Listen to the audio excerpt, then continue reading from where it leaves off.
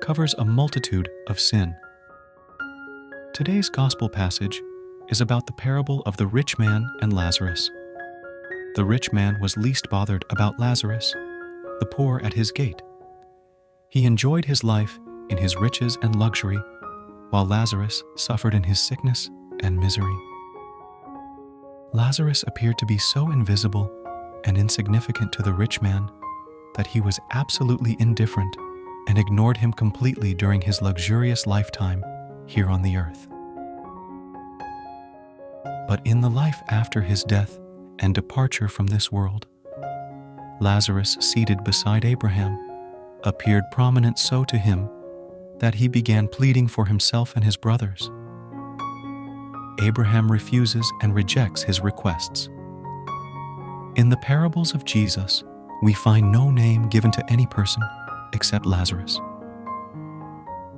The name Lazarus is Latinized version of Eliezer, meaning God is my helper. In the Jewish tradition, names signified the character of that person.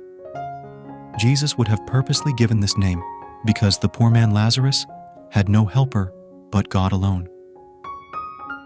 The parable is not against riches and wealth, but about what the rich man lacked, viz., care, concern, and compassion for Lazarus, and therefore failed to lend him in charity. Everyone is blessed with some gifts by God, solely for the purpose of sharing them with the no persons like Lazarus, viz., the poor, the marginalized, the oppressed, and the suffering humanity. Being indifferent towards the problems and sufferings of the other is a grave sin, and this would follow us even after our earthly existence here.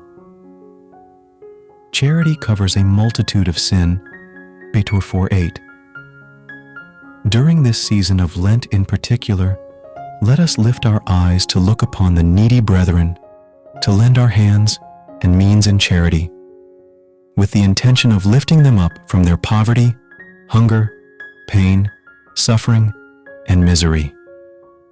May our mind and heart resonate with the prayer, Lord Jesus, give us a generous heart to share all we have with the poor and the needy.